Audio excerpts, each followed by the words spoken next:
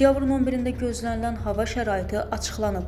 Milli Hidrometeorologiya Xidmətindən verilən məlumata əsasən, Bakıda və Abşeron yarımadasında hava şəraitinin dəyişkən buludlu olacağı, arabir tutulacağı, əsasən yağmursuz keçəcəyi gözlənilir. Şimal-qərb küləyi gündüz mülayim cənub-şərq küləyi ilə əvəz olunacaq. Havanın temperaturu gecə 15-18, gündüz 20-24 dərəcə isti olacaq.